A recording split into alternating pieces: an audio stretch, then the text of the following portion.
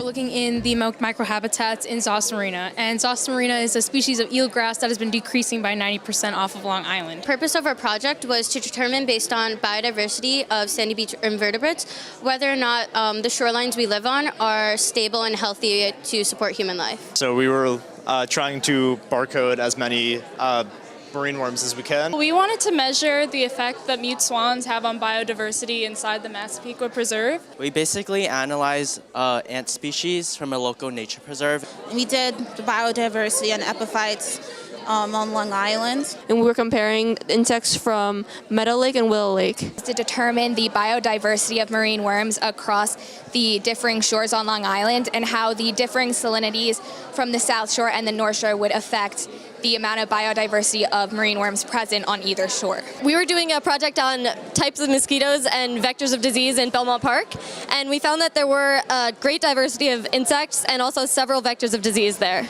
This is a very interactive way of learning, and you get to find your own results. And I felt there was a really good opportunity to see what it was like to really barcode and get a new taste of like going outside of the classroom. We don't really have the time nor resources to really put them into practice, but here, Cold Spring Harbor Laboratory actually gives us the materials, and we can go out and find some question that we have and answer them and turn into a project like this. This project allowed us to go a little bit more in depth than we would in our science classes, especially since we kind of had more in a say of what we did, what we studied, and what we looked into.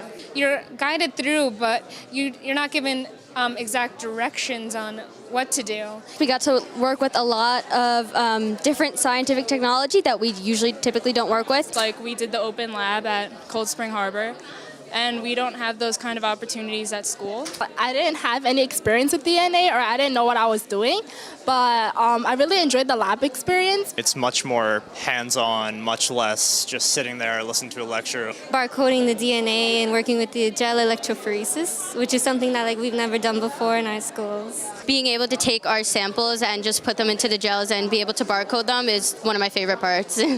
Just like going pipetting, it really makes you feel like a real scientist. Collecting the different worms was definitely a fun experience. We got down and dirty into the waters to collect the worms. And even the barcoding process of extracting the DNA and doing polymerase chain reaction, I really enjoy all the lab techniques we do. My favorite part was probably taking the pictures of each specimen and trying to identify them with the dichotomous key, and then finding out if we were actually correct or not later on. Going to different locations and learning about those locations and all the impacts and everything about it. It was very, very fun. Personally, my favorite part was getting our results back and doing data analysis and seeing what interesting trends appear. I personally really like the results that we came out with throughout the end of our experiment. I think it was just really enjoyable to see what we found in the end, especially after the months that we spent on this project. It was very rewarding and fun in the end to find out that our work had paid off and we had discovered something new in the field. Doing the project as a whole and working on it since the beginning of sophomore year, since I've started with it, and watching it progress into something so developed as this, and to be able to do it alongside Angela and my other partner who couldn't be here today, Phil, and seeing how significant Zoster actually is to our islands and how important it is that we preserve the species as a whole. There were some things like unforeseen consequences that we had, of course, like any research project. It was really hard to find what we were looking for because we had to go at a certain time during low tide. We would have to dig and stuff like that. It was very hard to find the organisms that we collected. And also at the beginning of our DNA barcoding, we had to smash the organisms, and I thought that was just a very, very hard step for us to do, especially because the organisms were so small. Another big struggle was being able just to make time to coordinate our meetings, and often we had to do morning meetings. The process of extraction took a really, really long time. I think we stayed after school for 4 hours each day for almost a week. Micropipetting, because it was very tedious, but it was interesting, but very tedious. We also struggled with analyzing the DNA because this was new to all of us, so all we had was a bunch of lines and numbers. I found very difficult out of everything was the coding on Jupyter Notebook because it's such an extensive process and it's so time consuming that even the smallest mistakes could cause a reset in the whole entire project. Yeah, but all of that is fixed now that they have a microbial line on DNA Subway. It's called the purple line, and it's new. And for the last 2 years, we've been doing Jupyter Notebooks. So we are very excited about the purple line now going forward. There's really no other time in high school you're going to be able to do something so hands-on and that could actually have a real impact on what people think.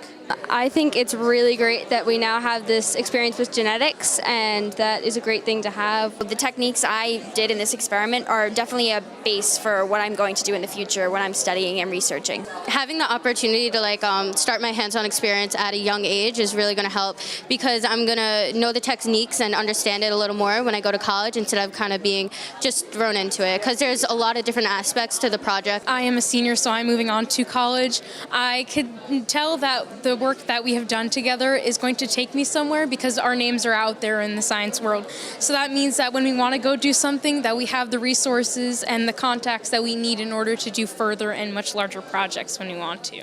The experience with doing an abstract and the whole report was very, very helpful, because I know that college will be just as challenging. Honestly, this was the first time I actually worked in such a high-tech lab before, and I feel like it's going to help me a lot in the future. And also in high school, getting the fundamentals down before we actually go into higher learning will help us a lot better be able to understand. This introduction to research and putting the whole poster together and the whole process was a great introduction to the whole field. I think this is a good start to just understand it's not like this sort of science in general, and I think it just gives me a good understanding of what I'm going to be doing in the future. My advice for future teams is just to have fun with your project and pick something that inspires you and that says that you want to help and contribute into the world, and something that makes you happy to look into. Don't get discouraged from one bad result. I mean, that's science. A large part of science is trial and error. So if it doesn't go right the first time, just keep going and power through. Research things that you love, things that you're interested in, things that will keep you immersed in the subject for a really long time, and always keep note of all the articles you read and the citations where they come from. You have to give credit where credit is due. When you're choosing a species and a topic, make sure it's something that you're really passionate about, so that when you do this experiment, it takes a lot of work and you will stay motivated the whole time. Make sure to have a really solid foundation when you're going in and what type of research question you're trying to answer, because when you're selecting a location to collect your species, it's really from there where your entire project builds. So be careful where you select your location and what species you're trying to collect. Stay patient, stay confident, and don't be afraid to change your project or use your results in a different way than you initially planned them to. No matter how many struggles you come through with your project, there's always a way to fix it, and don't be afraid to ask for help. I know for a lot of things, if I didn't understand it, I was kind of a little self-conscious to ask, because I didn't want to seem like I didn't know what I was doing really. But asking is just, your mentors are there specifically to help you, so you should really use them as your resources. I ask a bunch of questions.